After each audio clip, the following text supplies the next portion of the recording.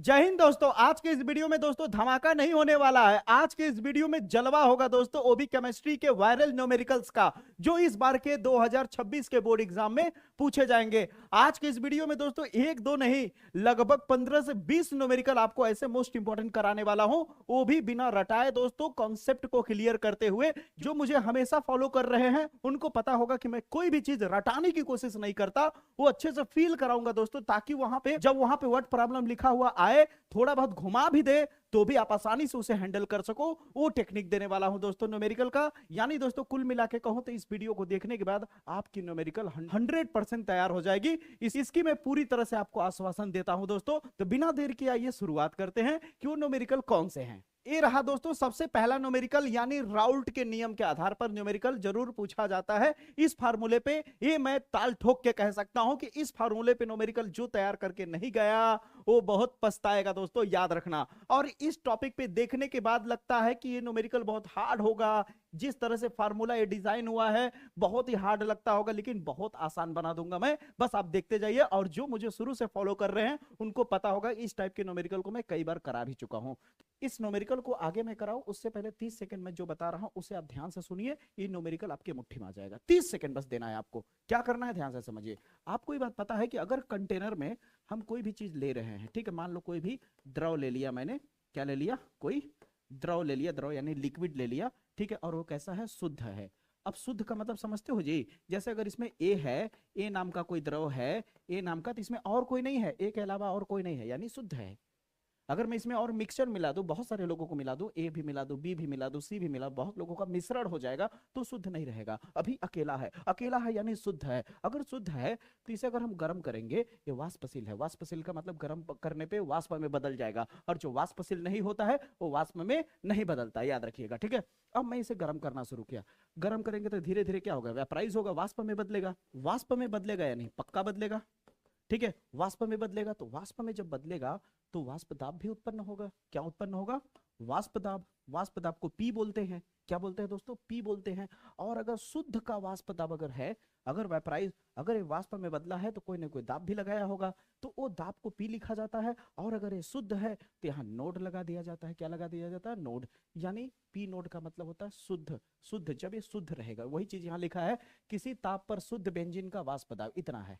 इसका मतलब ये क्या है, पी नोड है। मजा आया, समझ आया। अब देखो थोड़ा सा और समय लगाते हैं हम लोग। अगर मान लो इसमें मैंने कुछ मिला दिया, मान लो बी नाम के किसी चीज को मिला दिया, ठीक है, बी नाम के किसी चीज को मिला दिया, अरे मेरे भाई, ठीक है, बी नाम के किसी चीज को मिला दिया, इसमें बी भी घुस गया। कौन घुस गया, बी घुसंतु हो गया, बी घुसंतु हो गया यानी घुस गया। जब बी भी घुस गया, बी भी अड़स गया बीच बीच में, तो इसका वाष्प दाब बदल जाएगा।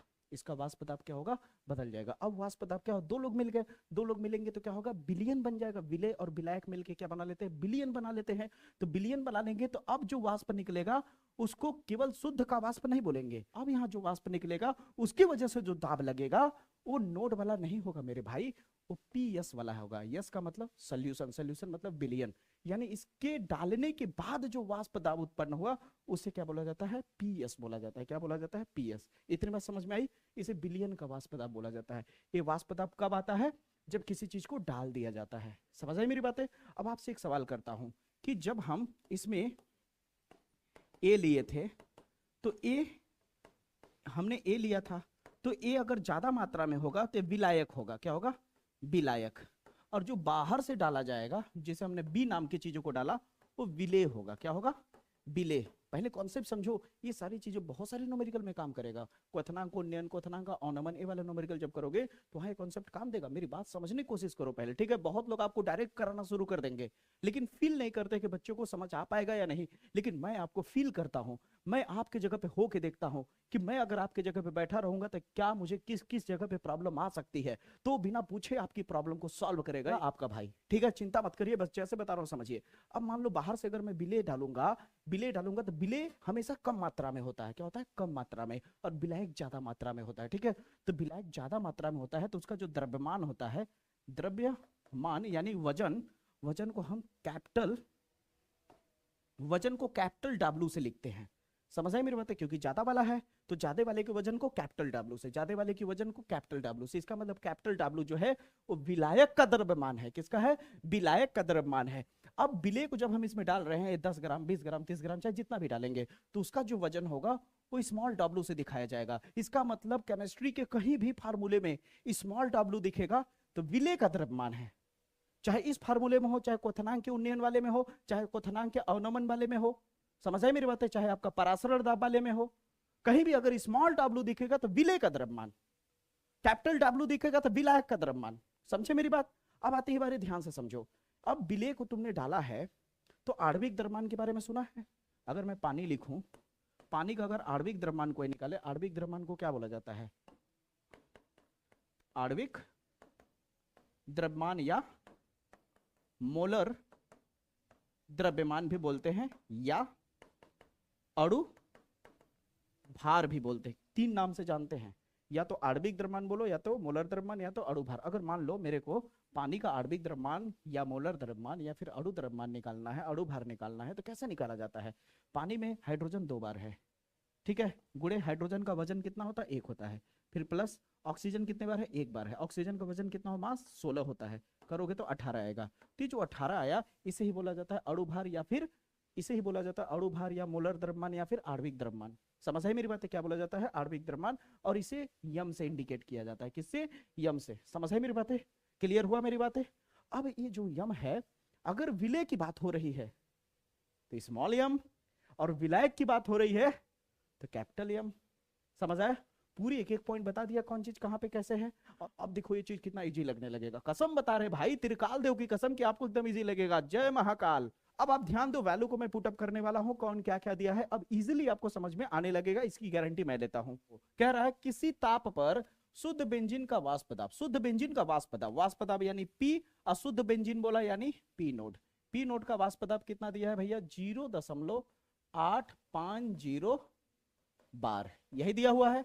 फिर कहता है कि इतना ग्राम वाष्पशील विद्युत अनअपघट्य ठोस को इतने ग्राम बेंजीन में घोला गया। कह रहा है कि बेंजीन कितना है हमारे पास? बेंजीन हमारे पास है 39 ग्राम है, और बाहर से क्या घोला गया?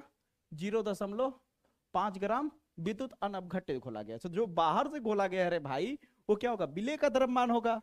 सही बोला कि नहीं? यानी स्मॉल w होगा। अब देख कितना इजी लगने लगा आपको, 0.5 ग्राम ये दिया है, और जो नीचे वाला है बेंजीन का द्रव्यमान है, विलायक का द्रव्यमान है, यानी कैपिटल W है कितना? 39। और एक चीज और नोटिस करोगे, जब जैसे ही ये बोलता है कि 39 ग्राम बेंजीन, फिर ब्रैकेट करके मोलर द्रव्यमान दे देता है, यानी बेंजीन का मोलर द्रव्यमान निकालने की जरूरत नहीं है। बेंजीन का मोलर द्रव्यमान को बोलते हैं कैपिटल एम। क्यों? क्योंकि बेंजीन है, बेंजीन क्या है? विलायक है, ज्यादा वाला है बेंजीन। ठीक है, आप यहाँ पे लिख भी सकते हो कि बेंजीन का द्रव्यमान, यहाँ क्या लिख सकते हो? बेंजीन का द्रव्यमान, शॉर्ट फॉर्म में लिख दिया हूं, ठीक है। और ये क्या है? जो अनअपघट्य मिला हो, ये क्या है? विलेय है। ये क्या है? विलेय है। और बेंजीन क्या है? विलायक है। क्या है बच्चा? विलायक है। समझ आई मेरी बातें? आप इधर का ना लिख के आप डायरेक्ट भी लिख सकते हो, कोई दिक्कत की बात नहीं है। तो यम कितना दिया है आपके पास? यम दिया है भैया 78 ग्राम। ठीक है, इतना हो गया, घोला गया। तब कहता है प्राप्त विलयन का वाष्प दाब इतना हो जाता है। घोलने के बाद प्राप्त विलयन का वाष्प दाब, यानी विलयन का वाष्प दाब यानी PS मेरे भाई कितना दिया है?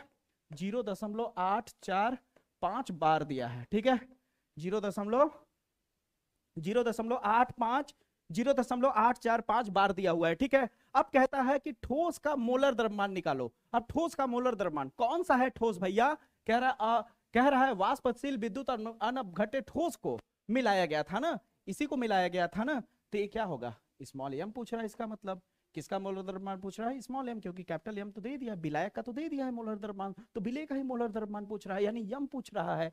कितना इजी है सब। अब ध्यान दीजिए दोस्तों, हमें क्या निकालना है? यम निकालना है। क्या निकालना है? यम निकालना है। तो हम पहले वैल्यू पुट अप कर देते हैं, बाद में यम को अलग कर लेंगे। तो पी नोट हमारे पास कितना दिया है? 0.850 माइनस PS कितना दिया है आपके पास? PS आपके पास दिया है 0.845 दिया है, बटे PS, यहाँ P नोट है आपका, बटे P नोट कितना दिया है? 0.850 बराबर स्मॉल w आपको पता ही है कितना दिया है? स्मॉल w 0.5 ग्राम। और यम तो निकालना है गुरु। ठीक है, कैपिटल यम कितना दिया है भैया? कैपिटल यम बच्चा दिया है 78, और w आपके पास दिया है 39। अब बताइए, यहां तक क्लियर है या नहीं? पक्की बात मानू, यहां तक क्लियर है? अगर यहाँ तक क्लियर है तो नॉर्मल घटा लेते हैं इसे। अब हम जैसे इसे घटाओगे तो आ जाएगा 0.005 आ जाएगा और नीचे आ जाएगा 0.850। फिर यहाँ पे 0.5/m काटोगे तो आ जाएगा 2, काटना भी कितना आ जाएगा 2 आ जाएगा। अब आपका यहाँ आ जाएगा। अब यहाँ पे ध्यान से देखो तो दशमलव जो है कितने अंक पे है 1 2 3, नीचे में भी दशमलव कितने अंक पे है 1 2 3। तो आप क्या करते हैं इधर से दशमलव हटा देते हैं, ये भी दशमलव हट जाएगा क्योंकि दोनों ऊपर नीचे 3 3 अंक पे है। अगर आपको ये बेसिक नहीं पता होगा तो मेरा कैलकुलेशन वाला वीडियो जाकर के देख लीजिएगा, यहाँ पे थंबनेल दिख भी रहा होगा, ठीक है, वीडियो वाले सेक्शन में मिल जाएगा। अब ये दशमलव उधर हटाओगे तो ऊपर केवल 5 बचेगा, नीचे बचेगा 850 और उधर बचेगा 1/m हो जाएगा आपका। कितना हो जाएगा 1/m, क्योंकि यहाँ पे 0.5 का 2 से गुणा करोगे तो 1.0 आएगा, उससे अच्छा 1 लिख लो, ठीक है। अब क्या करो इसे पलटी मार दो तो क्या हो जाएगा 850 और नीचे क्या हो जाएगा 5 और इधर आ जाएगा आपका m हो जाएगा, ठीक है। अब काटो, काटने के बाद कितना आ जाएगा आपका, ऐसे ही काटोगे तो आ जाएगा आपका 170। तो ये आ गया आपका आणविक द्रव्यमान। अब बताइए क्लियर हुआ, मजा आया। तो आणविक द्रव्यमान यानी आणविक द्रव्यमान बोलो चाहे मोलर द्रव्यमान बोलो या कभी कभी अणुभार भी बोल करके पूछ लेता है। तो इस सवाल पे जिस हिसाब से मैंने समय देके समझाया ना, आपको लग रहा होगा कि एक सवाल पे सर जी ने 5 6 7 मिनट खा लिया, आपको लग रहा होगा कि एक सवाल पे सर जी ने 10 मिनट खा लिया, लेकिन ये भी सोचिए कि इस पे आप कितना भी घुमा करके कान पकड़ेगा आप ऑटोमेटिक समझ जाओगे, ये आपका भी दिल जानता है। यही है सीखने का सही तरीका मेरे भाई। इसीलिए मैं कहता हूं कि रटाने वाले हजारों मिल जाएंगे, 2 2 मिनट में खत्म करने वाले न्यूमेरिकल को बहुत लोग मिल जाएंगे, लेकिन फील नहीं करा पाएंगे। इसलिए आप फील करो चीजों को, और अच्छा लगे तो चैनल को सपोर्ट करो, बस हाथ जोड़ के निवेदन है, ठीक है। तो ध्यान दो, आगे बढ़ते हैं। अब अगला सवाल कह रहा है 72 ग्राम जल तथा 92 ग्राम एथिल अल्कोहल के मिश्रण में दोनों के मोल प्रभाज की गणना कीजिए। दोनों के मोल प्रभाज की गणना कीजिए। अब मोल प्रभाज क्या होता है, बड़ा सिंपल है। जैसे मान लो मेरे पास यहाँ पे ए नाम की किसी चीज को डाला और बी नाम की किसी चीज को डाला, ठीक है। थोड़ी देर की समझो मेरे भाई, ए नाम के किसी पदार्थ को मैंने डाला है, बी नाम के किसी पदार्थ को डाला है। मान लो ए नाम का जो मोलों की संख्या है, मोल को n से लिखते हैं, और ए के मोलों की संख्या मान लेते हैं 3 है, और बी के मोलों की संख्या मान लेते हैं 4 है। थोड़ी देर के लिए समझो ना, थोड़ा सा फील करो ना, ठीक है। ए के मोलों की संख्या मान लेते हैं 3 है, बी के मोलों की संख्या मान लेते हैं 4 है, ठीक है। अब मान लो किसी ने कहा ए भाई मुझे ए वाले का मोल प्रभाज बता दो, इस ए वाले का मोल प्रभाज बता दो। मोल प्रभाज को एक्स से लिखते हैं या फिर काई भी कहते हैं इसे, ठीक है। याद रखना वो जमीन पे लगा हुआ काई नहीं, ठीक है, याद रखना, ठीक है। तो ध्यान से समझना। अब जिसका तुम मोल प्रभाज निकाल रहे हो, ए का अगर मोल प्रभाज निकाल रहे हो तो ए के मोलों की संख्या को ऊपर रखोगे, और बाकी जितने लोग को डाले हो चाहे 2 लोग हो, चाहे 3 लोग हो, चाहे 50 लोग हो, वो सबको नीचे जोड़ दो। यानी ए के मोलों की संख्या प्लस बी के मोलों की संख्या, हो गया, आंसर आ जाएगा। अब सीधे इसका वैल्यू रख दो। ए के मोलों की संख्या कितनी है, देखो मेरे भाई बहुत इजी लगेगा, 3। ए वाले का कितना है 3, बी वाले का कितना है 4, जोड़ दोगे तो कितना हो जाएगा 3/7, हो गया आंसर, खत्म। यही है मोल प्रभाज, इसे ही कहते हैं मोल प्रभाज। समझ आई मेरी बातें। अगर वो कहता कि बी वाले का निकालो, तो बी वाले का निकालना है तो बी वाले के मोलों को ऊपर रखो, बाकी नीचे में जोड़ दो, दोनों को नीचे में दोनों को जोड़ दो, तो बी वाले को रख दो कि कितना हो जाएगा 4/3 + 4 यानी 4/7। अब बताओ क्लियर हुआ। अब चले सवाल पे, क्लियर हुआ। अब आप कहोगे सवाल में तो सर जी मोल दिया ही नहीं है, वैल्यू ग्राम में दे दिया है फंसाने के लिए, तो ग्राम को मोल में बदल लेते हैं। जब आप इसे सॉल्व करोगे तो ध्यान से देखो, आपके पास 72 ग्राम जल दिया है। क्या दिया है, जल 72 ग्राम। तो जल के मोलों की संख्या निकालना है ना, ये हो गया मोलों की संख्या, और नीचे लिख दो H2O, ये हो गया पानी के मोलों की संख्या। आपको चाहिए ना, तो ज्यादा कुछ नहीं करना है, जितना पानी का ग्राम है उसको बटे के ऊपर रख दो, कर लोगे इतना। अब पानी का आणविक द्रव्यमान निकालो। पानी को क्या बोलते हैं, H2O कहते हैं। अब आणविक द्रव्यमान जस्ट निकालना बताया था, H कितने बार है, ज्यादा कुछ मत याद रखो, आणविक द्रव्यमान निकालना है ना। अगर कंफ्यूज हो रहे हो कि कैसे निकालें, तो हाइड्रोजन का वजन याद रखो, ऑक्सीजन का वजन याद रखो, नाइट्रोजन का वजन याद रखो, क्लोरीन का वजन याद रखो 35.5, समझ रहे हो, यही सब ज्यादातर इस्तेमाल होते हैं, ठीक है। सल्फर भी याद रख सकते हो, 32 होता है, ठीक है, याद रखना, इतना ही बस याद रखो। अब बताओ तुम्हारे पास हाइड्रोजन कितने बार है, 2 बार, गुड़े लगाओ, हाइड्रोजन का वजन कितना है 1, फिर प्लस करो, ऑक्सीजन कितने बार है 1 बार, ऑक्सीजन का वजन कितना है 16। अब इसे हल कर दोगे आ जाएगा 18, तो नीचे हो गया 18, क्लियर हुआ। जैसे ही काटोगे कितना आ जाएगा 4 मोल आ जाएगा, कितना आ जाएगा 4 मोल। अब बताओ इसका मोल आ गया। अब कह रहा है एथिल अल्कोहल का मोल, यानी 92 ग्राम दिया है। तो एथिल अल्कोहल किसे कहते हैं आपको पता है, C2H5OH को, ठीक है। एथिल याद रखना, मेथिल अल्कोहल बोलेगा तो CH3 लगाना, मेथिल कब आता है CH3 में, एथिल कब आएगा C2H5 में, ठीक है। अब हमें इसका मोलक संख्या निकालना है, तो द्रव्यमान को ऊपर रखो। अब इसका आणविक द्रव्यमान निकालो, मैं साइड में निकाल लेता हूं, कितना है, तो C 2 बार है। C का वजन कितना है, C का वजन नहीं लिखा है क्या, C का वजन होता है 12, ठीक ना। मास कितना होता है इसका 12 होता है, ठीक है भैया। प्लस हाइड्रोजन कितने बार, 5 बार यहाँ और 1 बार यहाँ, यानी 6 बार हाइड्रोजन का वजन 1 होता है, ऑक्सीजन एक बार, ऑक्सीजन का वजन 16। अब इसे हल करो, 12 दूनी 24, 6 कम 6, 16 कम 16, 16 24 कितना हो जाएगा 40, 40 6 46 हो जाएगा। कितना हो जाएगा 46 हो जाएगा। काटोगे तो कितना आ जाएगा 2 मोल आ जाएगा। कितना आ जाएगा दोस्तों काटने के बाद 2 मोल आ जाएगा। अब आपसे क्या पूछा था कि मिश्रण मिलाए जाते हैं तो दोनों के मोल प्रभाज की गणना कीजिए। इसको अगर मैं नहीं भी करूं ना तो भी कर लोगे, क्योंकि आपको पता है कि थारा भाई विजय सर, थारा भाई विजय सर, आराम से कर लोगे मेरे भाई, याद रखना आराम से कर लोगे। क्योंकि अब आपको क्या करना है, पानी का मोल प्रभाज निकालना है। किसका निकालना है, मोल प्रभाज पानी का। तो फर्स्ट में हम क्या निकाल लेते हैं, जल का मोल प्रभाज, जल का मोल प्रभाज x H2O हमें निकालना है। ठीक है, तो फार्मूला क्या होगा, N H2O बटे N H2O plus N C2H5OH, यही होगा कि नहीं। अब इसका कितना है ऊपर में 4, कितना है 4 प्लस 2, हल करो कितना हो जाएगा 4 बटा 6, काटोगे कितना आ जाएगा 2 से कट जाएगा, 2 दूनी 4, 2 तिहाई 6, यानी 2 बटा 3 आ जाएगा। इसे चाहो तो दशमलव में भी ला सकते हो, वो काम आपका है, कर लेना। ठीक है, नहीं तो समय बहुत ज्यादा चला जाएगा ना, छोटी छोटी चीजें करूंगा तो। अब उसी तरह अब जैसे इसको निकालो उसी तरह एथिल अल्कोहल को निकाल लोगे कि नहीं, तो ये आपके लिए होमवर्क में रहेगा। ठीक है, आप एथिल अल्कोहल का मोलक संख्या रखोगे, दोनों को जोड़ दोगे, डिवाइड कर दोगे, आंसर आ जाएगा। करोगे ना पक्का ना, जरूर कमेंट बॉक्स में जवाब देना। अरे यार वीडियो इतने लोग देखते हो, एक बात जरूर कहना है यार, आप लोग कमेंट कम क्यों करते हो, कमेंट ज्यादा से ज्यादा करो। अच्छा लगे चाहे बुरा लगे, कमेंट करोगे तब तो मुझे पता चलेगा ना कि आप लोगों को मेरा पढ़ाया हुआ कैसा लगता है। कमेंट और लाइक ये आपका सपोर्ट है। यहाँ जितना मेहनत कर रहे हैं आप, कमेंट लाइक और चैनल को सब्सक्राइब करते हो, तो उससे हम लोग की मोटिवेशन मिलती है कि हाँ कोई मुझे पसंद कर रहा है, जिसकी वजह से हम मेहनत करें। आप बस सपोर्ट करो, फिर देखो आपके लिए डबल मेहनत करने के लिए तैयार हूं मैं, ये वादा करता हूं। बस आप सपोर्ट करो मेरे को। ठीक है, अब आगे बढ़ते हैं दोस्तों। ठीक है, ध्यान से समझिए। अब यहाँ पे कह रहा है क्वथनांक मूल्यांकन वाला, तो इसको थोड़ा सा फील कर लो, ध्यान से समझो। मान लो यहाँ पे मैंने कोई लिक्विड लिया है, ठीक है ना, कोई द्रव लिया है, मान लो क्या लिया है, कोई द्रव है, लेकिन कैसा है, शुद्ध है। ठीक है, तो अब ध्यान से समझो, मान लो मैं इसको गर्म करूंगा तो क्या होगा, धीरे धीरे वाष्प में बदलेगा। तो कोई तो ऐसा टेम्परेचर होगा जिस टेम्परेचर पे वाष्प में बदले। जैसे पानी होता है तो पानी का बॉइलिंग पॉइंट क्या होता है, 100 डिग्री सेल्सियस होता है। 100 डिग्री सेल्सियस पे उबलना शुरू हो जाता है। सही बोला नहीं मैं, तो ध्यान से समझो। उसी तरह मान लो ये लिक्विड है, ठीक है ना, अब मैं इसे टेम्परेचर दे रहा हूँ, अभी भाप में नहीं बदल रहा है, टेम्परेचर दे रहा हूँ भाप में नहीं बदल रहा है, टेम्परेचर दे रहा हूँ भाप में नहीं बदल रहा है, अभी भी टेम्परेचर दिया भाप में नहीं बदला, 20 हो गया, 30 डिग्री हो गया, 40 डिग्री सेल्सियस हो गया, 100 डिग्री सेल्सियस हो गया, अभी भी टेम्परेचर, अभी भी भाप में नहीं बदला। ठीक है, जैसे ही मैंने मान लीजिए 120 डिग्री सेल्सियस किया, उस 120 डिग्री सेल्सियस पे भाप में बदलना शुरू हो गया, तो इसी टेम्परेचर को उसका क्वथनांक कहा जाएगा। इसी टेम्परेचर को क्या कहा जाएगा, उसका क्वथनांक कहा जाएगा। तो क्वथनांक का मतलब आपको समझ आ गया कि जिस टेम्परेचर पे बॉयल होना शुरू हो जाए, जिस टेम्परेचर पे वेपराइज होना शुरू हो जाए।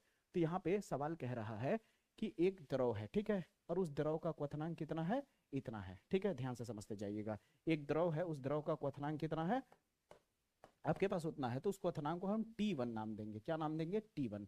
तो T1 हमारे पास कितना दिया हुआ है, 353.23 केल्विन दिया हुआ है। ध्यान से समझो। फिर कहता है कि 58 ग्राम पर मोल मोलर द्रव्यमान के इतने ग्राम अवाष्पशील विलेय को इतने ग्राम द्रव में डाला गया। यानी जो द्रव है, ये जो द्रव का हमने क्वथनांक लिखा है, शुद्ध द्रव कितना है, 90 ग्राम है।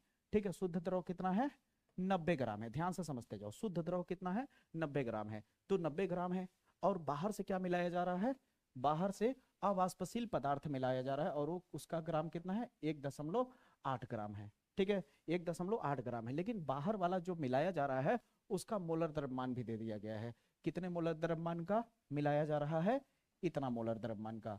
कितना मोलर द्रव्यमान है, इतना। अब बताओ, जो बाहर से मिलाया जा रहा है, जाहिर सी बात है इससे कम होगा ना, बताया थे ना, बाहर से जो मिलाया जाता है वो कम मात्रा में होता है। जब कम मात्रा में होता है तो ये क्या कहलाता है, विलेय कहलाता है।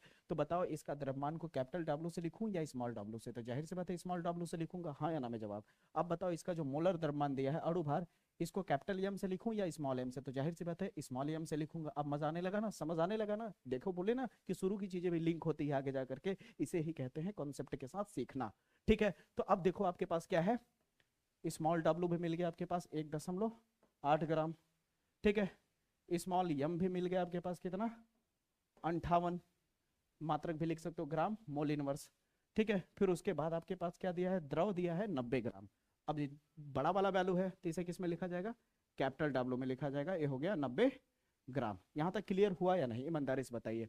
तो जब यहाँ तक हो जाता है तो कहता है कि जब इसको मिला दिया जाता है, मिलाने के बाद यहाँ पे कह रहा है ना कि घोलने पर विलयन का क्वथनांक, यानी बाद में जो क्वथनांक यानी T2, यानी ये सब करने के बाद जो T2 आता है, T2 यानी मिलाने के बाद का जो क्वथनांक आता है, क्वथनांक देखो मिलाने के बाद का क्वथनांक क्या हो जाता है, बढ़ जाता है। ठीक है, याद रखना। तो यहाँ पे क्वथनांक कितना हो गया है, 354.11 केल्विन हो गया है, 354.11 केल्विन हो जाता है। ठीक है। फिर कहता है कि इतना हो जाता है तो कहता है कि द्रव के लिए क्वथनांक का उन्नयन स्थिरांक ज्ञात कीजिए। उन्नयन स्थिरांक यानी के बी निकालना है दोस्तों। तो के बी का फार्मूला भी कुछ होता होगा। तो के बी बराबर जो होगा फार्मूला दोस्तों होगा M into delta T B into capital W बटे 1000 इंटू स्मॉल डब्ल्यू। ये फार्मूला है दोस्तों। अब आप कहोगे अरे sir ji delta T B तो हमारे पास है ही नहीं। तो डेल्टा टी बी है क्या दोस्तों, जब शुद्ध वाले का जो क्वथनांक था, फिर बाद में जब हमने कुछ मिला दिया तो मिलाने के बाद जो क्वथनांक बढ़ गया, ठीक है, तो ज्यादा हो गया ना, तो ज्यादा में से कम को घटा देंगे ना, तो ये चेंजेस आ गया ना कि कितने का चेंजेस हुआ। चेंजेस हमेशा डेल्टा जो लिखा जाता है ना, डेल्टा हमेशा चेंजेस को दर्शाता है। तो यहाँ पे जो आपका डेल्टा टी भी निकलेगा, वो डेल्टा टी भी कैसे निकलेगा, T2 में से T1 घटाना होगा, यानी बट से। तो आपका आंसर आ जाएगा 0.68 केल्विन आ जाएगा। कितना आ जाएगा, 0.68 केल्विन आ जाएगा। अब आपको निकालना क्या है, ए। तो आपका फार्मूला हो जाएगा, यम का वैल्यू कितना दिया हुआ है आपके पास 58 इंटू डेल्टा टी भी आपको निकल गया 0.68 गुड़े कैपिटल डब्ल्यू आपके पास कितना दिया है 90, नीचे हो गया 1000 गुड़े स्मॉल डब्ल्यू आपके पास है कितना 1.8। अब आप जैसे ही इसे कैलकुलेट करोगे वैसे ही आपका स्थिरांक मिल जाएगा। ठीक है। अब ये काम आपका है। ठीक है। अगर आप चाहते हो कि पूरा एकदम अच्छे से फील करना है तो छोटी मोटी कैलकुलेशन आपको करना होगा, आप कर सकते हो। अगर आप नहीं कर पा रहे हो तो कैलकुलेशन वाले वीडियो का जो ट्रिक है उसे जाकर के देखो, ताकि कैलकुलेशन ठीक करो। नहीं तो हर बार परोसा हुआ मिलेगा यानी करके दे दूंगा तो आप अपनी गलती का एहसास नहीं करोगे और दोबारा उस पर एनालाइज नहीं कर पाओगे, और इसको जब करने बैठोगे फंसोगे तो आपको एहसास होगा। इसलिए आप इसे ट्राई मारना। ठीक है। अब दोस्तों हम अगले क्वेश्चन पे चले उससे पहले मैं आपको, अब दोस्तों हम अगले क्वेश्चन की तरफ चले उससे पहले एक बात बता देता हूं कि यहाँ पे आपको ये सवाल तो दिख गया, कभी कभी आपको क्या करेगा कि घुमा के सवाल दे देगा, आपको आपको आपको उन्नयन स्थिरांक दे देगा। यानी आपको उन्नयन स्थिरांक मिल जाएगा, ए मिल जाएगा, ए मिल जाएगा, ए मिल जाएगा, और यहाँ पे आपको मोलर द्रव्यमान पूछ सकता है। ठीक है। आप मेरे स्टूडेंट हो, मुझे उम्मीद है कि आप मेरे से झूठ नहीं बोलोगे। वादा करो कि वादा करो मेरे से कि वीडियो खत्म होने के बाद इस टाइप का जब क्वेश्चन प्रैक्टिस करोगे तो कम से कम 3 से 4 क्वेश्चन प्रैक्टिस करोगे। वादा करो, पक्का ना, गारंटी। चलो तब आगे बढ़ते हैं। अब दोस्तों इस सवाल को अगर देखोगे तो अवनमन स्थिरांक वाला सवाल आ गया। तो अवनमन स्थिरांक में याद रखना दोस्तों, अवनमन शब्द का अर्थ और उन्नयन शब्द का अर्थ अगर नहीं जानते तो याद रखना, उन्नयन का मतलब होता है बढ़ेगा, अनअपघट्य डालने पे क्या होगा, टेम्परेचर बढ़ेगा। और अवनमन का मतलब होता है कि अगर उसमें विद्युत अनअपघट्य बाहर से कुछ मिलाओगे तो उसका टेम्परेचर बढ़ने के बजाय घट जाएगा। तो अवनमन का मतलब होता है घटना और उन्नयन का मतलब होता है बढ़ना। ये बात भी याद रखना, जब परिभाषा याद रखोगे, परिभाषा याद करने जाओगे इन दोनों की तो काम देगा। ठीक है। अब चलते हैं मेरे भाई, अब चलते हैं दोस्तों अवनमन वाले क्वेश्चन की तरफ। ठीक है। यहाँ पे क्या कह रहा है ध्यान से समझो, सवाल का थीम वही है दोस्तों, इसलिए यहाँ पे आपको बहुत ज्यादा गाइड नहीं करूंगा मैं। ठीक है। डायरेक्ट सवाल करूंगा, बस फार्मूला आपको यहाँ पे लिख देता हूँ। आपको अगर अभी याद हो, मैंने केबी का फार्मूला लिखा था तो क्या लिखा था याद है आपको, यम लिखा था, डेल्टा टी भी लिखा था, हाँ या ना में जवाब चाहिए। फिर क्या लिखा था यहाँ पे, कैपिटल डब्ल्यू लिखा था, फिर 1000 लिखा था, हाँ या ना में जवाब चाहिए। फिर इंटू में क्या लिखा था, स्मॉल डब्ल्यू लिखा था ना। अगर आपको यहाँ पे के एफ लिखूं, यानी वहां उन्नयन स्थिरांक था, यहाँ अवनमन, यहाँ अवनमन स्थिरांक के रूप में अगर मैं लिखूं फार्मूला,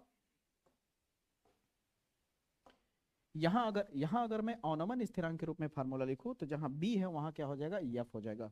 यानी एक फार्मूला तैयार तो दूसरा अपने आप तैयार, बस थोड़ा सा दिमाग लगाना है। जहां बी है वहां आप क्या कर दोगे दोस्त, यफ कर दोगे। क्या कर दोगे, यफ कर दोगे। अब आप ध्यान से सवाल को पढ़ो। कह रहा है एक वैद्युत अनअपघट्य 2 ग्राम को 50 ग्राम बेंजीन में घोला गया, यानी 50 ग्राम बेंजीन कैपिटल डब्ल्यू बनेगा। अब देखो बड़ा इजी लगने लगा होगा।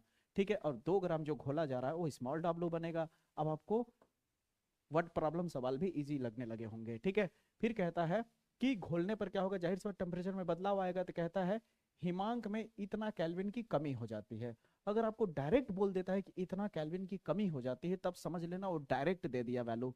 ठीक है, चेंजेस का, वो डायरेक्ट चेंजेस का वैल्यू दे दिया है। ठीक है, कितना दिया है, 0.40 केल्विन की कमी हो जाती है। फिर कहता है कि अवनमन स्थिरांक यानी के एफ आपको कितना दिया है, 5.12 केल्विन किलोग्राम मोल इनवर्स।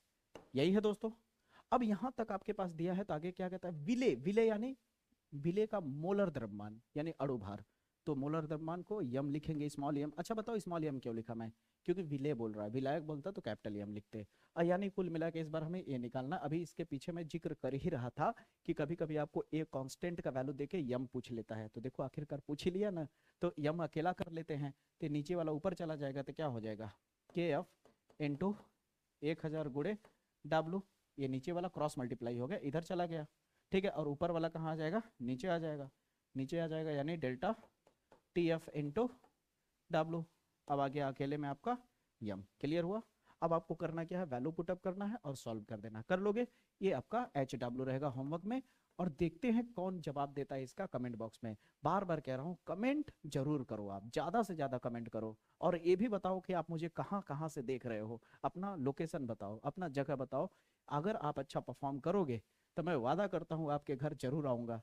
ठीक है, क्या खाओगे बताना आने से पहले। ठीक है, तो आगे ध्यान दो। अब बात कर ले दोस्तों परासरण दाब वाले न्यूमेरिकल की। तो परासरण दाब पर आधारित न्यूमेरिकल जरूर पूछा जाता है बोर्ड एग्जाम में, इसलिए इस क्वेश्चन को ध्यान से देखना। अब बात कर लेते हैं दोस्तों परासरण दाब वाले क्वेश्चन की। ठीक है, परासरण दाब पर आधारित क्वेश्चन जरूर पूछा जाता है और बहुत ही वायरल, बहुत ही पॉपुलर होता है। ठीक है, तो मेरे बताए हुए कॉन्सेप्ट को समझना ताकि इससे रिलेटेड और सारे क्वेश्चन को हैंडल कर सको। ठीक है, तो ध्यान से समझो। परासरण दाब का जो फार्मूला होता है, ये बात आपको पता होगा कि पाई इजिकल टू क्या होता है, सी आर टी होता है। कई जगह पे सी की जगह यस लिखा जाता है। सी क्या है, सांद्रता है। कि सी क्या है, सांद्रता है। तो सांद्रता को अगर हटा करके लिखना चाहो सी को, तो एन बाई भी लिख सकते हो। ठीक है, याद रखना, इनटू आर टी लिख सकते हो। भी आयतन हो गया। अब यन हो गया दोस्तों, यन हो गया दोस्तों मोलो की, यन हो गया मोलो की संख्या। ठीक, यन के बारे में यानी मोलो की संख्या के बारे में तभी फिलहाल ही बताया था। मोलो की संख्या के लिए क्या होता है, द्रव्यमान ऊपर रखा जाता है यानी डब्ल्यू, और आणविक द्रव्यमान यानी मोलर मास नीचे रखा जाता है यम। अगर वो विलय की बात कर रहा है तो स्मॉल में रखना, विलायक की बात कर रहा है तो कैपिटल कर देना। ठीक है, ये बात अभी फिलहाल आपको पता चली है। ठीक है, ये बात याद रखना। यन को हटा के हम चाहे तो इतना रख सकते हैं, अभी जरूरत पड़ेगी तो रखेंगे, नहीं पड़ेगी तो नहीं रखेंगे। अब सवाल क्या कह रहा है पहले देख लेते हैं। सवाल कह रहा है कि एक ठोस के इतने ग्राम को 200 सेंटीमीटर क्यूब जलीय विलयन में घोला गया। इतने ग्राम को घोला गया, इसका मतलब क्या बन गया, विलेय बन गया। देख रहे हो आप कितनी आसानी से पहचान पा रहे हो। यही कहता हूं ना मैं कि कॉन्सेप्ट सबसे बड़ी चीज होती है, कॉन्सेप्ट ही राजा है, याद रखना। तो डब्ल्यू कितना दिया हुआ है, 1.26 ग्राम। और आपको कह रहा है कि 200 सेंटीमीटर क्यूब। देखिए कभी भी अगर आपको सेंटीमीटर क्यूब या मिलीलीटर या लीटर इस तरह से अगर वैल्यू दिया हो, तो समझ लीजिए वो किस में दिया हुआ है, तब वो दिया है आयतन में। इसका मतलब आयतन आपके पास भी जो है वो कितना है, 200 सेंटीमीटर क्यूब दिया है। ठीक है, घोला गया। फिर कहता है कि टेम्परेचर कितना दिया हुआ है, टी। टी कहता है 300 केल्विन पर इस विलयन का परासरण दाब यानी पाई कितना दिया हुआ है, 2.57 गुणे 10⁻³ बार दिया हुआ है। ठीक है, पाया गया। तो कह रहा है ठोस का जो मिलाया गया, ठोस किसको मिलाया गया है, ठोस को ही मिलाया गया ना, तो ठोस क्या बनेगा, विलेय बनेगा ना, यानी स्मॉल यम। तो ठोस का मोलर द्रव्यमान यानी स्मॉल यम हमें ज्ञात करना है। तो अब इस फार्मूले में देखा जाए तो कहीं यम का जिक्र हो नहीं रहा है, इस फार्मूले में देखा जाए तो कहीं यम का जिक्र हो नहीं रहा है। तो इसका मतलब यन को हटा के हम यम में बदलेंगे, क्योंकि यन को हटा के हम चाहे तो डब्ल्यू बाई यम लिख सकते हैं। ठीक है, तो हम यहाँ पे लिखेंगे पाई बराबर यन के जगह क्या लिख सकते हो, ऊपर में क्या है डब्ल्यू और नीचे में क्या है यम, और पहले से ही नीचे में कौन है भी, और यहाँ क्या हो जाएगा आर टी। क्लियर हुआ। अब आपको यम निकालना है, तो यम क्रॉस मल्टीप्लाई में इधर ले आओ और पाई इधर ले जाओ, तो क्या हो जाएगा, यम इधर आ जाएगा। तो आपका हो जाएगा डब्ल्यू इंटू आर टी, और नीचे में हो जाएगा पाई इंटू भी हो जाएगा। हाँ या ना में जवाब चाहिए। अब आपको क्या करना है, यम लिखना है, डब्ल्यू का वैल्यू रखना है। अब डब्ल्यू का वैल्यू कितना दिया हुआ है, 1.26। अब आर की बारी आ रही है, तो आर का वैल्यू तो यहाँ दिख नहीं रहा। आर हमेशा कांस्टेंट होता है, गैसीय नियतांक कहते हैं। गैसीय नियतांक हमेशा फिक्स होता है। आर 0.083 होता है, याद रखिएगा 0.083 0.083। तो आर की जगह लिख दोगे 0.083। टेम्परेचर दिया है गुरु 300 केल्विन। ठीक है, आपका परासरण दाब कितना दिया हुआ है 2.57 गुणे 10 घाते -3।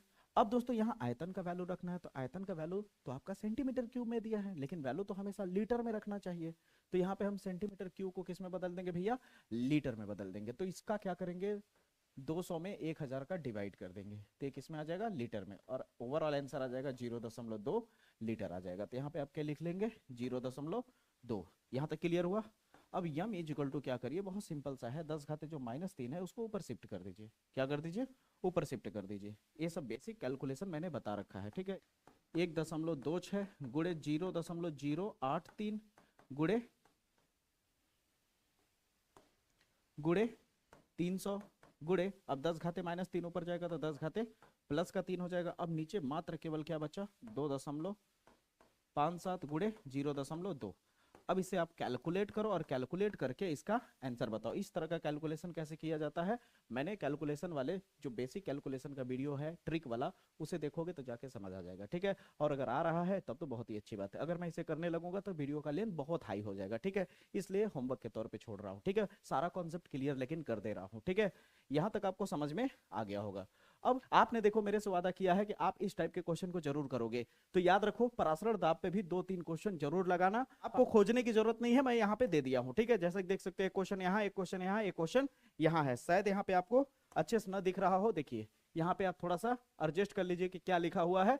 ठीक है, थोड़ा सा दिमाग लगा करके, बाकी यहाँ पे आपको क्वेश्चन दिख रहे हैं।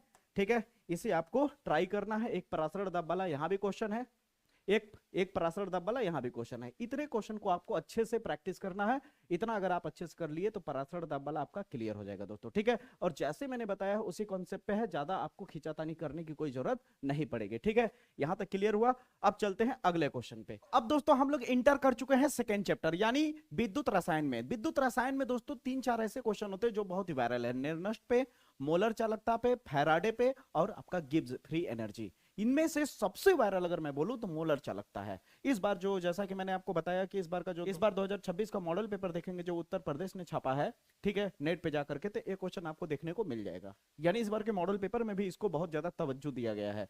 तो ये कैसे किया जाएगा, किस तरह से इसकी क्रोनोलॉजी है सवाल की, ध्यान से समझिए। 2 वैरायटी पे सवाल पूछता है, एक वैरायटी ए है और दूसरी वैरायटी इसके बाद है, जिसमें आपको लंबाई, क्षेत्रफल वगैरह यूज कर देता है। ठीक है, तो सबसे पहले हम लोग इस सिंपल वाले को करेंगे। तो सबसे पहले मोलर चालकता का जो फार्मूला है ना दोस्तों, वो है मोलर चालकता बराबर कापा इंटू 1000/c। सी यानी सांद्रता है, याद रखिएगा। कापा आपका विशिष्ट चालकता है। ठीक है, तो आपकी जानकारी के लिए बता दूं, मोलर चालकता बड़े मार्क्स का क्वेश्चन तो है ही, उसके साथ साथ आपको बताओ कि पूरा खेल कापा पे है। समझ रहे हो, कापा यानी पापा नहीं। ठीक है, पूरा खेल कापा पे छुपा हुआ है। अगर कापा निकालने का तरीका आपको पता चल गया तो ये सवाल बहुत इजी हो जाएगा। यानी आप खुद देख सकते हो सांद्रता आपको पहले ही दिया रहता है। ठीक है, बता दो सवाल में, यानी सी तो मिल ही गया। अब बचा के, अब बचा कापा जो के की तरह दिख रहा है। ठीक है, इसका वैल्यू बस निकाला जाता है। ठीक है, तो यहां पे देखिए इस सवाल में देखिए किस तरह से घुमाया है, और इसके बाद वाले सवाल में देखते हैं। तो सबसे पहले कह रहा है कि मोलर चालकता को समझाइए। ये तो परिभाषा वाली चीज हो गई, मेरे परिभाषा वाले वीडियो में जाके आप देख सकते हैं। ठीक है, फिर आती है बारी, यहां से सवाल शुरू होता है, कहता है कि 0.02 मोल पर लीटर, मोल पर लीटर बोलो या फिर मोल लीटर इनवर्स, मतलब एक ही है। ठीक है, केसीएल विलियन से भरे सेल।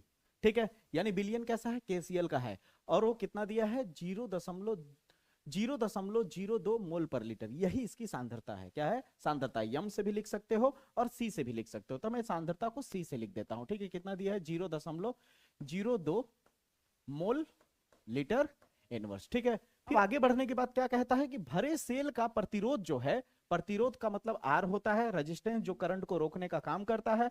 ठीक है, वो कितना दिया है 480 ओम दिया है भैया। ठीक है, रुकावट कितना दिया है 480 ओम दिया हुआ है। तो कहता है, फिर उसके बाद कहता है कि बिलियन की मोलर चालकता ज्ञात कीजिए जब सेल स्थिरांक कितना हो। यानी दोस्तों आपका सेल स्थिरांक जो है, सेल स्थिरांक जिसे आप लोग क्या बोलते हो दोस्तों, जी स्टार भी लगा देते हैं कई जगह पे और जी भी बोल देते हैं। ठीक है ना, सेल स्थिरांक आपका कितना दिया है 1.29 सेंटीमीटर इनवर्स दिया हुआ है, ठीक है। ये सेल स्थिरांक है, ये सेल स्थिरांक है दोस्तों, ठीक है।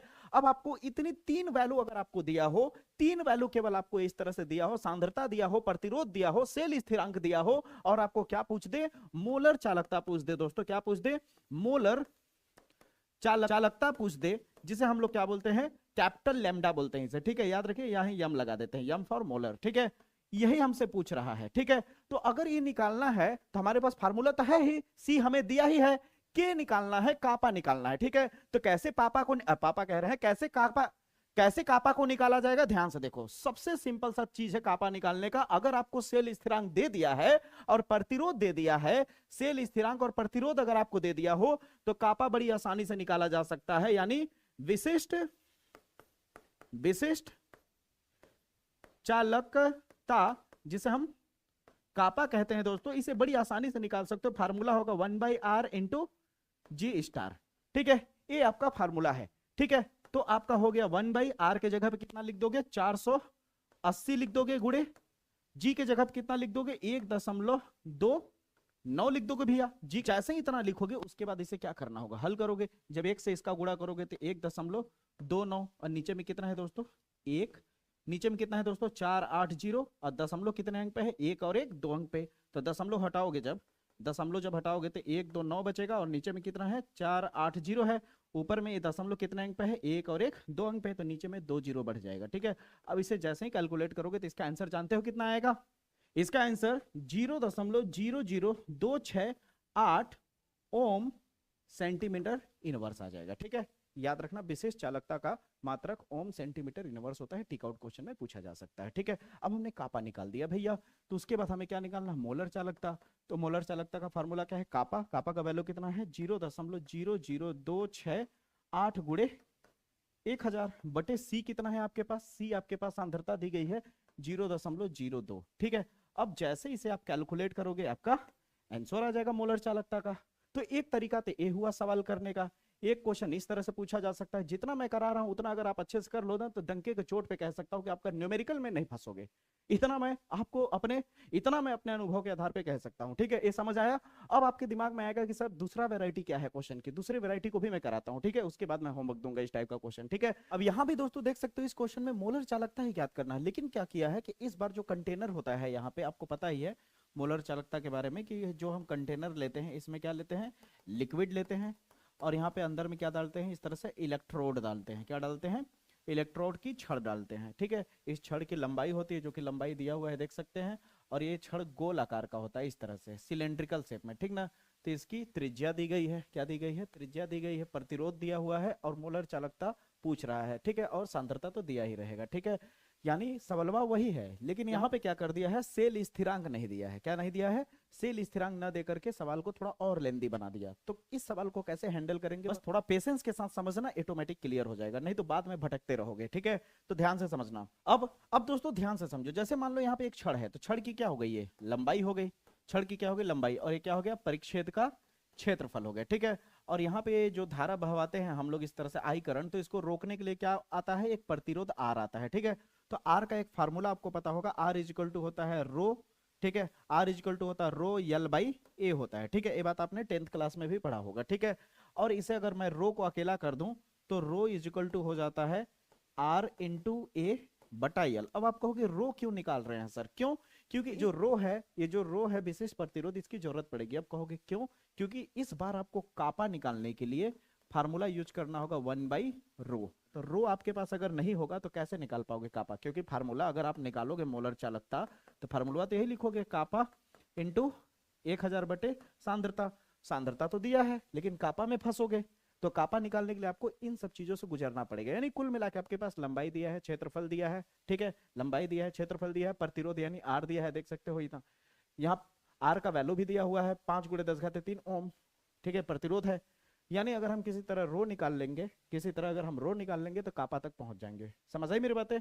तो चलिए स्टार्ट करते हैं। सबसे पहले दोस्तों जब आप इसे सॉल्व करोगे तो आपके पास जो दिया हुआ है उसे लिखोगे। सांद्रता कितनी दी गई है, सी आपके पास 0.1 मोल लीटर इनवर्स दिया हुआ है। फिर आगे क्या दिया हुआ है, इतने विलियन से भरे हुए 1000 सेंटीमीटर लंबाई का, यानी आपको लंबाई कितना दिया हुआ है, 1000 सेंटीमीटर। ठीक है, लंबाई कितना दिया है 1000 सेंटीमीटर, और आपको छेद और आपको त्रिज्या दिया गया है, त्रिज्या यानी आपको दिया है 0.5 सेंटीमीटर। तो त्रिज्या से क्षेत्रफल निकल जाएगा। अब यहाँ पे आपको बताया भी था जो छड़ यहाँ पे डाला जा रहा है वो सिलेंड्रिकल है, तो यहाँ पे देखोगे तो एक वृत्त दिखेगा, सर्कल, तो यहाँ पे क्या हो जाएगा पाई आर स्क्वायर हो जाएगा क्षेत्रफल निकालने के लिए। ठीक है, तो जब इसे हल करोगे तो ए बराबर आपका हो जाएगा, पाई का वैल्यू होता है 3.14 गुणे 0.5 का स्क्वायर। जैसे इसे हल करोगे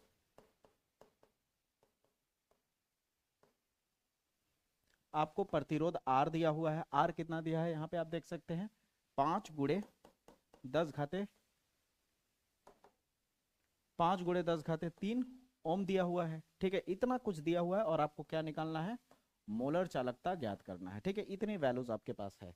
कहीं कापा मिला, कहीं सेल स्थिरांक मिला, नहीं मिला ना, इसका मतलब आपको जो अभी बताया मैंने यहाँ पे ट्रिक, उससे चलना पड़ेगा। तो सबसे पहला काम जब भी इस तरह का क्वेश्चन देगा तो आपका मकसद होगा रो निकालना। क्या निकालना, रो निकालना। जब आपका रो निकल जाएगा दोस्तों, जब आपका रो का वैल्यू निकल जाएगा दोस्तों, उसके बाद आप कापा निकालोगे, और कापा का फार्मूला क्या होता है 1/रो, यानी रो का जो वैल्यू आएगा उसी को अगर 1 से डिवाइड कर दिया जाए तो कापा मिल जाएगा। ठीक है, तो पहले रो निकाल लेते हैं हम लोग। तो आर कितना दिया है हमारे पास 5 गुणे 10 घाते 3 गुणे क्षेत्रफल कितना दिया है 0.785। फिर लंबाई कितना दिया है आपके पास, अब लंबाई आपको दिया हुआ है दोस्तों 1000। ठीक है, लंबाई आपको कितना दिया है 1000। अब आप इसे जैसे ही हल करोगे, अब हल तो आप करोगे दोस्तों, नहीं तो समय बहुत ज्यादा निकल जाएगा। ठीक है, तो आपका आंसर आ जाएगा हल करने के बाद, आंसर आ जाएगा आपका दोस्तों 3.925 ओम इंटू सेंटीमीटर। ये आंसर आ गया। अब किसका आ गया दोस्तों, रो का। अब रो आ गया तो कापा निकालना आसान हो गया। तो कापा इज इक्वल टू कितना हो जाएगा 1/रो। अब रो का वैल्यू कितना दिया है 3.925। अब इससे क्या निकल जाएगा, कापा, कापा को क्या बोलते हैं विशिष्ट चालकता कहते हैं। अब इसका आंसर आ जाएगा 0.2547, और इसका मात्रक हो जाएगा सीमेंस सेंटीमीटर इनवर्स हो जाएगा, या फिर सीमेंस पर सेंटीमीटर। इसे शॉर्ट फॉर्म में ऐसे भी लिख सकते हो, यस फिर पर करके सेंटीमीटर लिख सकते हो। यहां तक क्लियर हुआ, कोई दिक्कत की बात नहीं है। अब आपको निकालना है मोलर चालकता। तो एम इक्वल टू क्या होता है फार्मूला मोलर चालकता का, आपका कापा इंटू 1000 बटे सांद्रता। तो यम इज इक्वल टू कापा का वैल्यू कितना हो गया 0.2547 गुणे 1000 बटे सांद्रता। सांद्रता कितनी दी गई है 0.1 दिया हुआ है। अब क्या बताइए, क्लियर हुआ इस वैरायटी का क्वेश्चन। अब आएगा तो अच्छे से निपटा दोगे क्वेश्चन, पक्का मानो, बहुत सही। अगर अच्छे से कर लोगे तो इसे आप स्क्रीनशॉट ले लो अच्छे से।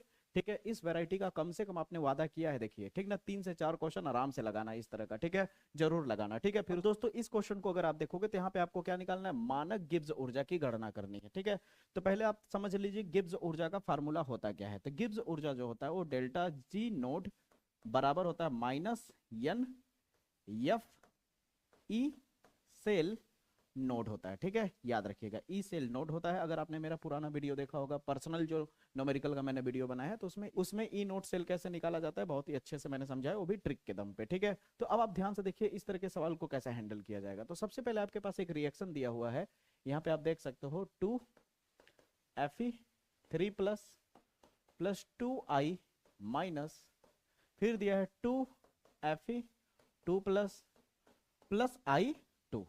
इस तरह से दिया हुआ है। अब इस रिएक्शन के देने का मेन मकसद क्या है, इस रिएक्शन के देने का मकसद है कि यहां से यन का वैल्यू पता चल जाएगा। यन होता है इलेक्ट्रॉन की संख्या, इलेक्ट्रॉन का लेन देन कितना हो रहा है। किसी को भी पकड़ लो, चाहे आयोडीन पकड़ लो, चाहे आप आयरन पकड़ लो, फेरस, तो मैं लोहा यानी आयरन ही पकड़ लेता हूं। तो यहाँ पे कितना है 3 प्लस है, और आगे 2 लगने का मतलब हो गया 3 दूनी 6, यानी 6 बार प्लस है। और तीर के इस पार देखो कितना है 2 प्लस है, और आगे 2 लगने का मतलब 2 दूनी 4 बार प्लस है। तो बताओ इन दोनों में अंतर कितने का है, 2 का अंतर है ना, क्योंकि यहाँ 6 है और यहाँ 4 है। इसका मतलब यन का वैल्यू कितना है हमारे पास 2 है। इसका मतलब यन का वैल्यू कितना है हमारे पास 2 है। तो यन बराबर कितना मिल जाएगा 2। और आपको यहाँ पे और चीज दिया हुआ है, आप ध्यान से, इसके अलावा भी आपके पास वैल्यू दिया, कह रहा है इस सेल का इतने टेम्परेचर पर ई नोड सेल का जो मान है, ई नोड सेल का जो मान है वो कितना है 0.236 वोल्ट है। इस स्थिति में आपको क्या निकालना है, डेल्टा जी नोड की गणना करनी है। तो अब बताइए यहाँ पे आपका डेल्टा जी नोड बराबर क्या हो जाएगा, माइनस यन का वैल्यू हो गया 2, एफ तो पता ही है आपको, फैराडे कांस्टेंट यानी फैराडे नियतांक कहते हैं, और इसका वैल्यू कितना होता है 500 होता है, 96,500। और ई नोट सेल कितना दिया हुआ है, 0.236 वोल्ट हो गया। अब इसे जैसे ही कैलकुलेट करोगे तो माइनस क्वेश्चन मार्क आपका आंसर आ जाएगा। अब ऊर्जा है तो जाहिर सी बात है आंसर आपका जूल में आएगा। अब बताइए क्या इसे मल्टीप्लाई करके नहीं लिखा जा सकता? बिल्कुल लिखा जा सकता है। तो यहाँ तक क्लियर हुआ कि अगर आपको गिब्स ऊर्जा इस तरह का क्वेश्चन देके पूछे तो कैसे कर लोगे, कैसे करोगे? क्लियर हुआ ना? अब चलते हैं अगले क्वेश्चन पे। अब दोस्तों अगले क्वेश्चन की बात करूं तो अगला क्वेश्चन का भी वैरायटी लगभग सेम है, बस थोड़ा सा चेंज किया, पूछने का तरीका बदला है। यहाँ पे कह रहा है मानक इलेक्ट्रोड विभव जो दिया है ये भी आपका ई नोट सेल ही है। मानक कब लिखा जाता है? मानक स्टैंडर्ड कंडीशन में। और स्टैंडर्ड कंडीशन का मतलब होता है कि एक विशेष परिस्थिति पे चीजें हो रही हैं, वहां पे नोड लगाया जाता है। इसका मतलब ये जो वैल्यू दिया है 1.1 वोल्ट, ये सीधे सीधे आपको ई नोड सेल का वैल्यू दे दिया है। ठीक है, कितना दिया है? 1.1 वोल्ट। इस तरह से जब भी एग्जाम में पूछे तो इस तरह लिख लेंगे आप। ठीक है, कोई दिक्कत? फिर आगे कहता है कि निम्नलिखित अभिक्रिया के लिए मानक गिब्स ऊर्जा की गणना कीजिए। यानी आपको डेल्टा जी नोड पूछ रहा है। ठीक है, और आपको ये इक्वेशन दिया है, तो इक्वेशन से आपको पता चल जाएगा कि एन का वैल्यू कितना होगा, 2 होगा, क्योंकि 2 इलेक्ट्रॉन का हेराफेरी हो रहा है। कोई भी पकड़ लीजिए, चाहे जिंक पकड़ लीजिए, चाहे कॉपर पकड़ लीजिए। अगर आप कॉपर भी देखोगे तो यहाँ पे देखोगे तो यहाँ पे कितना है, 2 प्लस है और यहाँ पे 0 है। तो 2 प्लस और 0 में कितने की अंतर है? 2 का अंतर है। ठीक है, तो ऐसे इलेक्ट्रॉन पता लगाया जा सकता है। फिर आती है बारी गिब्स ऊर्जा कैसे निकाला जाए। तो डेल्टा जी नोड बराबर आपका आ जाएगा minus N F E nought cell आ जाएगा। क्लियर है? तो ई नोड बराबर आ जाएगा माइनस एन कितना है, 2, एफ है 96,500, ई नोड सेल है 1.1। अब जैसे इसे कैलकुलेट करोगे आपका इतना आंसर आ जाएगा। अब बताइए क्लियर हुआ? 30 वैरायटी पे क्वेश्चन पूछे तब गिब्स ऊर्जा आराम से निकाल लोगे। बहुत सही, बहुत बढ़िया। अब दोस्तों अगले चैप्टर की न्यूमेरिकल की बात करें, यानी रासायनिक बलगतिकी की, तो रासायनिक बलगतिकी में सबसे ज्यादा न्यूमेरिकल याद रखिएगा प्रथम कोटि की अभिक्रिया पे पूछा जाता है बोर्ड एग्जाम में, और सक्रिय ऊर्जा, इन दोनों में बहुत ज्यादा पूछा जाता है क्वेश्चन। आप जाकर के सैंपल पेपर उठा के चेक भी कर सकते हैं। ठीक है, अब एक बात और कह देता हूँ इसको कराने से पहले, अगर आपको लग रहा होगा कि सर निर्नस्ट इक्वेशन वाला आपने सवाल नहीं कराया, तो इसका मैंने प्रॉपर बहुत ही ज्यादा क्वेश्चन लेकर के मैंने सटीक वीडियो बनाया है। जैसे कि आप प्लेलिस्ट में जाओगे केमिस्ट्री वाले में, तो वहां पे आप उठा करके देख लेना, उसमें ज्यादा बेहतर समझ आएगा। ठीक है, क्योंकि वहां पहले कॉन्सेप्ट क्लियर किया है, फिर उसके बाद बनाया है, फिर उसके बाद हर एक क्वेश्चन को, फिर उसके बाद ज्यादातर निर्णय समीकरण वाले क्वेश्चन को ही अटेम्प्ट किया है मैंने, ताकि उस पर पकड़ बहुत तगड़ी बन जाए। ठीक है, तो उसे जरूर देखना, यहाँ थंबनेल भी दिखा रहा हूँ मैं यहाँ पे। ठीक है, यही वाला वीडियो है। ठीक है, जाके आप जरूर देख लेना। ठीक है, और अगर आपने देख लिया तब तो बहुत अच्छी बात है। अब चलते हैं इस क्वेश्चन पे। तो यहाँ पे कह रहा है कि प्रथम कोटि की अभिक्रिया के लिए अर्धायु काल हमारा 60 मिनट है। ठीक है भैया, ध्यान से सुनिए, अर्धायु काल हमारा कितना है, 60 मिनट है। तो कितने समय में अभिक्रिया 90% कंप्लीट होगी? इसी को उल्टा भी बोल सकता था, ऐसे ऐसे बोल सकता है कि प्रथम कोटि अभिक्रिया के लिए 50% कंप्लीट होने में, अर्धायु काल का मतलब, अर्धायु का मतलब क्या होता है, 50% कंप्लीट होना रिएक्शन, तो 50% कंप्लीट होने में 60 मिनट लगा। 50% कंप्लीट होने में कितना लगा, 60 मिनट लगा। तो 90% कंप्लीट होने में कितना समय लगेगा, ऐसा भी पूछ सकता है सवाल। लेकिन अगर वो डायरेक्ट बोल दिया है कि अर्धायु काल आपका 60 मिनट दिया है, 0.693 बटे टी हाफ होता है। टी हाफ का मतलब अर्धायु काल। ठीक है, अब ध्यान से समझो कितना समय ले रहा है इसको कंप्लीट होने में, कितना समय लग रहा है भैया? तो आप कहोगे सर 60 मिनट का समय ले रहा है, तो टी हाफ की जगह कितना लगा दोगे, 60 मिनट। इससे क्या होगा, के का वैल्यू मिल जाएगा। जब के का वैल्यू मिल जाएगा तो आगे जो पूछ रहा है ना कि प्रथम कोटि अभिक्रिया के लिए 90% पूर्ण होने में कितना समय लगेगा, तो समय आसानी से निकाला जा सकता है। आप कहोगे कैसे? तो प्रथम कोटि अभिक्रिया के लिए वेग स्थिरांक का फार्मूला क्या होता है आपका, होता है 2.303 बटे टी लॉग बेस 10 प्रारंभिक सांद्रता और सांद्रता में परिवर्तन, यही लिखा जाता है ना। तो अब आप ध्यान दीजिए, के इक्वल टू कितना हो जाएगा, 2.303 बटे टी हमें नहीं पता है, टी निकालना है हमें। ठीक है, लेकिन प्रारंभिक सांद्रता तो आपको पता है ना, हमेशा कितना होता है, 100% होता है। कितना होता है, 100%। ठीक है, अब 100% में कितना कंप्लीट हो चुका है, 90% पूर्ण होने में कितना समय लगेगा, 90% कंप्लीट होने में कितना समय लगेगा, 90% यानी ये x का वैल्यू 90 है और a का वैल्यू 100 है। तो जितना ये बोले कि 90% कंप्लीट होने में कितना समय लगेगा, 80% कंप्लीट होने में कितना समय लगेगा, 70% कंप्लीट होने में कितना समय लगेगा, तो उसको हर बार 100 से घटा के लिखा करो नीचे में। ठीक है, जैसे बोला ना कि 90% कंप्लीट होने में कितना लगेगा, तो 100 में से 90 घटा दो, कितना बचेगा, 10, तो नीचे लिख दो 10। अगर यहीं पे पूछा होता 75% कंप्लीट होने में कितना लगेगा, तो यहाँ 25 लिख देते। 100 में 75 घटाओगे तो 25 आएगा, और ऊपर में हर बार 100 लिखोगे। तो ये दिमाग में हमेशा बात रखोगे तो कभी गलत नहीं होगा न्यूमेरिकल। ठीक है, अब इसको कैसे करना है ध्यान दो, 2.303 टाइम हमें नहीं पता है, लॉग बेस 10, अब एक जीरो से एक जीरो कट जाएगा, केवल 10 बचेगा, तो ये 10 हो गया। आपको बहुत पहले बता चुका हूं कि log बेस 10 पे 10 अगर आए, याद रखिए यहाँ पे लिख देता हूँ, log बेस 10 पे अगर 1 आए तो वैल्यू 0 होता है, और अगर log बेस 10 पे 10 आए तो वैल्यू 1 होता है। ये बात याद रखिएगा। के का वैल्यू आपके पास पता है, ठीक है। देखिए बराबर कितना है आपके पास, 0.693 बटे 60, ठीक है, बराबर यहाँ पे कितना है ऊपर 2.303 बटे टी, और इनटू में इसका वैल्यू कितना हो गया, 1 हो गया। अब थोड़ा सा बस इसे पुशअप करोगे, सवाल खत्म हो जाएगा। जैसे ही इसे पलटोगे, 1 इंटू में लिखो या ना लिखो कोई दिक्कत की बात नहीं, जैसे ही इसे पलटोगे तो 60 ऊपर हो जाएगा, 0.693 नीचे आ जाएगा, और ये पलटा है तो ये भी पलट जाएगा, इधर वाला भी टी ऊपर हो जाएगा, 2.303 आ जाएगा। अब इसको क्रॉस मल्टीप्लाई करोगे तो इधर आ जाएगा, टी अकेला हो जाएगा, तो कितना हो जाएगा 2.303, और नीचे में कितना आ जाएगा 0.693 बराबर टी। क्लियर है। अब जैसे इसे कैलकुलेट करोगे आप तो टी बराबर आपका क्वेश्चन मार्क मिनट आ जाएगा। समझ आई मेरी बातें। तो इस तरह से प्रथम कोटि की अभिक्रिया पे सवाल पूछा जाता है। तो एक उम्मीद करता हूं दोस्तों ये सवाल का पैटर्न, आप उम्मीद करता हूं सवाल का पैटर्न समझ आ गया होगा, ठीक है। तो इस पैटर्न पे कम से कम 3-4 सवाल अटेम्प्ट करिएगा आप, ठीक है। अब आती है बारी दोस्तों सक्रिय ऊर्जा, जिसे एक्टिवेशन एनर्जी कहते हैं। इसी क्वेश्चन को मैं कई बार बोलता हूं कि किसी कीमत पे नहीं छोड़ना है। ये क्वेश्चन बहुत ही वायरल, बहुत ही सटीक है दोस्तों। इस क्वेश्चन को अगर आप छोड़ दोगे तो बहुत बड़ी मूर्खता होगी। ये क्वेश्चन बहुत ही बार पूछा जाता है, या तो कह लीजिए कि हर बार पूछा जाता है सक्रिय ऊर्जा पे, और बहुत ही इजी, बहुत ही प्यारा क्वेश्चन है, बहुत ही ज्यादा तामझाम इसमें नहीं करना होता है। अब सवाल क्या है ध्यान से देखिए। तो दोस्तों सक्रिय ऊर्जा पे सवाल करें उससे पहले मैं आपको फार्मूला दिखा देता हूं। इसका फार्मूला क्या है, इसका फार्मूला होता है दोस्तों log बेस 10 K2 बटा K1 बराबर EA, इसे ही सक्रिय ऊर्जा कहते हैं, ठीक है। और नीचे आएगा आपका 2.303 R, और ब्रैकेट में होगा दोस्तों आपका T2 माइनस T1 बटा T1 इंटू T2। ये फार्मूला है सक्रिय ऊर्जा का, ठीक है। तो आपको लगभग काफी सारे वैल्यू दे दिया जाता है। आर तो आपका गैसीय नियतांक है, इसका वैल्यू फिक्स ही होता है। तो K2 और K1 का वैल्यू दे दिया जाएगा, यानी वेग स्थिरांक, और टाइम भी दे, और आपको टेम्परेचर भी दे दिया जाएगा, ठीक है। आपको टेम्परेचर भी दे दिया जाएगा, बस आपको हल करना होता है। बस फार्मूला अगर अच्छे से ध्यान में रखोगे तो सवाल में दम नहीं है, ठीक है। सक्रिय ऊर्जा पे हर हालत में सवाल करके जाना। एक सवाल मैं पूरा पैटर्न पे बता रहा हूं, इस टाइप का 1-2 सवाल और अटेम्प्ट करना, ठीक है। तो ध्यान से समझो सवाल कैसे इसे किया जाएगा। कह रहा है कि किसी अभिक्रिया का 500 केल्विन और 700 केल्विन पर वेग स्थिरांक इतना और इतना हो जाता है, ठीक है। यानी जब 500 केल्विन होता है, यानी टेम्परेचर T1 मान लेते हैं, 500 केल्विन जब होता है तो उस दौरान वेग स्थिरांक यानी K1 जो है वो कितना होता है दोस्तों, 0.02 सेकेंड इनवर्स होता है, ठीक है। फिर कहता है जब टेम्परेचर हमारा T2 700 केल्विन हो जाता है बढ़ करके, तब वेग स्थिरांक हमारा बदल करके K2 जो हो जाता है वो 0.07 सेकेंड इनवर्स हो जाता है, ठीक है।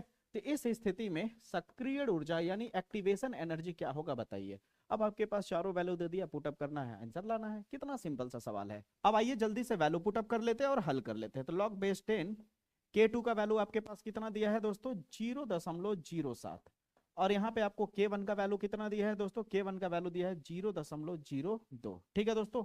फिर आपको एक्टिवेशन एनर्जी, फिर यहाँ पे कितना आ जाएगा 2.303 गुणे R का वैल्यू जो होगा दोस्तों, R का वैल्यू होगा दोस्तों 8.314 होगा, ठीक है। ये हो गया आपका R का वैल्यू।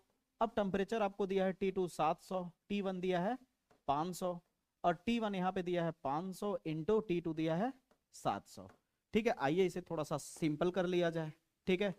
तो बेस 10, अब यहाँ पे देखिए 2 अंक पे ए भी दशमलव है, 2 अंक पे ए भी दशमलव हट जाएगा तो कितना बचेगा, 7/2 बचेगा, ठीक है। और आपका आ जाएगा एक्टिवेशन एनर्जी 2.303 गुणे 8.314, ठीक है। अब इसे हल करोगे तो 700 में से 500 घटाओगे तो बचेगा इंटू में 200, और नीचे बचेगा आपका नीचे आपका हो जाएगा 7×5 = 35, और 4 बार 0, तो 1 0 1 0 1 0 1 0 कट जाएगा, ठीक है। आपके पास अब केवल कितना बचा दोस्तों, आपके पास बचा log बेस 10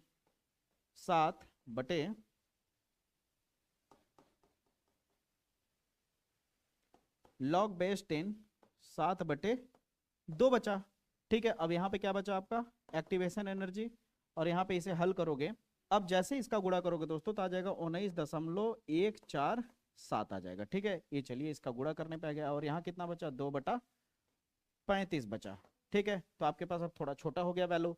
अब यहां तक जैसे ही आपका हो जाएगा उसके बाद अब सवाल कठिन लगेगा ही नहीं। अब आप कहोगे कैसे सर, यहां तो अभी आपका बचा हुआ है। तो आपकी जानकारी के लिए बता दूं, सवाल में ए वैल्यू आपको दिया होगा, ठीक है रहेगा। नहीं दिया है तो आप ज्यादातर log 2 किसका, log बेस 10 का 2, log बेस 10 3, और log बेस 10 5, और log बेस 10 7, इतने का वैल्यू 1 2 3 4 4 वैल्यू अगर आप याद रख लेते हो तो आपका काम हो जाएगा, ठीक है। इतना छोटा सा काम तो आप कर ही सकते हो, ठीक है।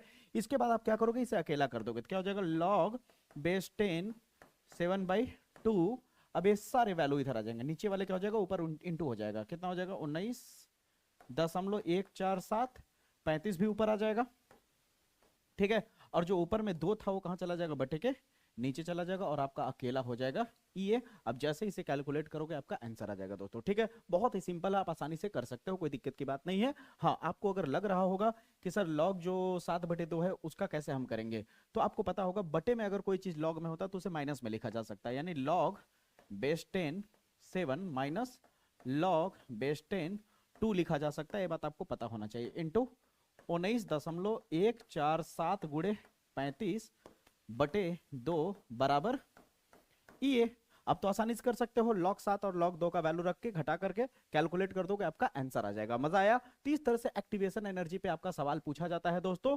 जितने भी मैं सवाल बता रहा हूं बहुत ही यूनिक, बहुत ही सटीक सवाल है। अगर आप चाहते हो कि इन सारी चीजों को चैप्टर वाइज अगर अच्छे से सीखना और ज्यादा से ज्यादा क्वेश्चन अटेम्प्ट करना चाहते हो तो आप मेरे केमिस्ट्री के प्लेलिस्ट में जाओगे तो न्यूमेरिकल का पर्सनल प्लेलिस्ट मैंने बनाया है। चैप्टर 1 का 1 शॉर्ट वीडियो, चैप्टर 2 का 1 शॉर्ट वीडियो, चैप्टर 3 का 1 शॉर्ट वीडियो एकदम प्रॉपर तरीके से बनाया गया है, ठीक है। और उम्मीद करता हूं कि आज के इस वीडियो में बहुत ज्यादा आपको एक एक चीजें सिखाया होगा। हो सकता है वीडियो का लेंथ हो सकता है थोड़ा ज्यादा हो गया, लेकिन फिर भी मैंने पूरी कोशिश की है कि ज्यादा से ज्यादा चीजों को आपको समझा सकूं। अगर प्रथम कोटि अभिक्रिया पे और ज्यादा सवाल चाहते हो तो जा करके चैप्टर नंबर 3 वाला आप जा करके देख सकते हो, न्यूमेरिकल वाला, ठीक है। वीडियो अंत करने से पहले थोड़ी सी मेरी एक बात और सुन लो दोस्तों। अगर आप हमेशा एनर्जेटिक, हमेशा मोटिवेटेड रहना चाहते हो तो आप मेरे इंस्टाग्राम चैनल पे भी आप जुड़ सकते हो। यहाँ पे इंस्टाग्राम का आईडी आपको दिख रहा होगा, यहाँ पे देख सकते हो। बहुत कम सपोर्ट है दोस्तों। आप लोग अगर मुझे इतना प्यार दे रहे हो, सपोर्ट दे रहे हो, तो प्लीज मैं आपसे इतना ही रिक्वेस्ट करूंगा मेरे प्यारे, मेरे भाइयों, मेरे बहनों, कि आप लोग मिल करके इसे भी 1K तक जरूर पहुंचा दीजिए। अब मुलाकात करूंगा इसी तरह के धमाकेदार बेहतरीन वीडियो के साथ। तब तक के लिए जय हिंद, जय भारत।